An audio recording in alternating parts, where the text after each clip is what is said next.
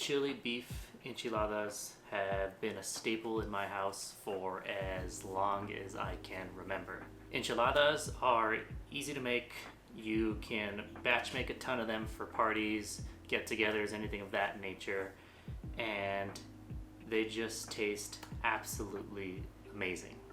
Now, what I believe makes a good red chili beef enchilada is the type of red chili that you use for your enchiladas, because that can make or break your dish.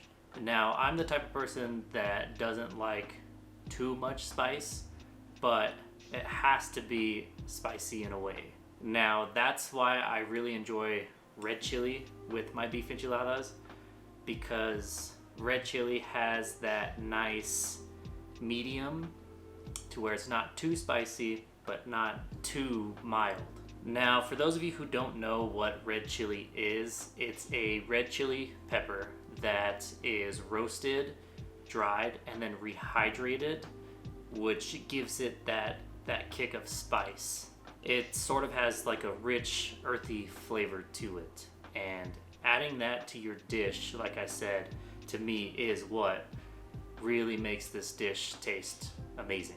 Now, there are two types of ways that we can make this dish, and today I'm going to be focusing on the flat casserole method, but you can also make these rolled enchiladas, which is very famous with a lot of places that serve Mexican and New Mexican food outside of New Mexico.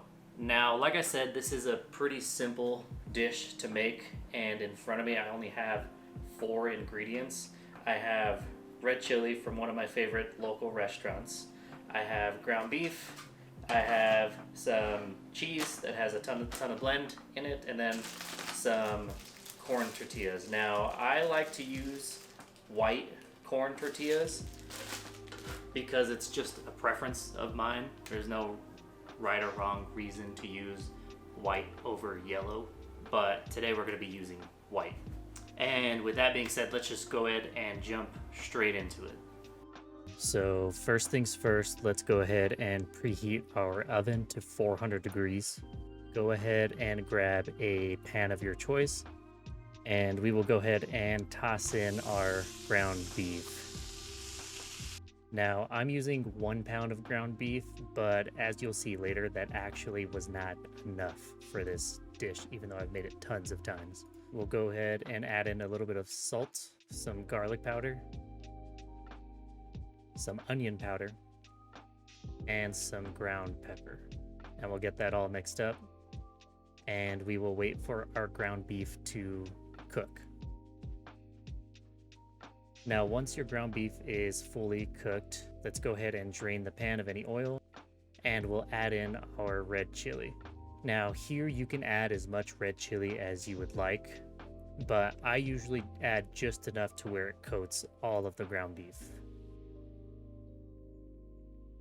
Once that's done, let's go ahead and grab your baking dish. And these are going to be stacked. So we'll start off with a layer of corn tortillas.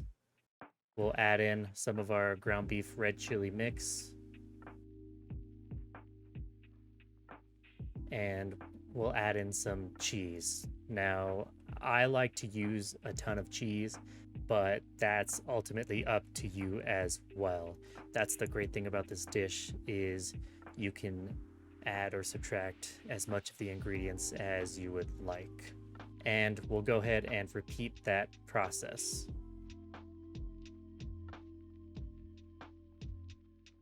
Now, once you're done adding your cheese, I like to put a piece of foil on top. What we're trying to do here, since everything is already cooked, is just thoroughly melt that cheese. And we'll go ahead and throw it into the oven for about 15 minutes, give or take. Now, once that's done, let's go ahead and pull it out of the oven and check if our cheese is melted.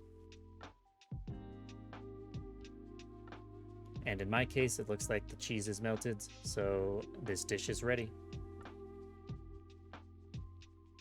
go ahead and cut into our enchiladas and just pull up that piece and get that nice cheese shot. They're delicious. Now, what you can really pair these with as a good side would be either Spanish rice or some pinto beans or refried beans. That was a huge one for us.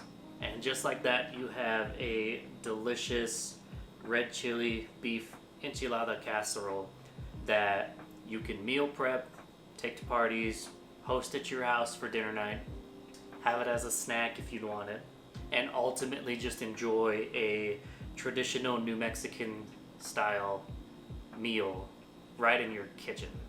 In all honesty, these taste way better than the gourmet ramen I tried making. I'm gonna be honest. If you'd like to see that video, go ahead and just click it. Be right here. And I will see you guys in the next one.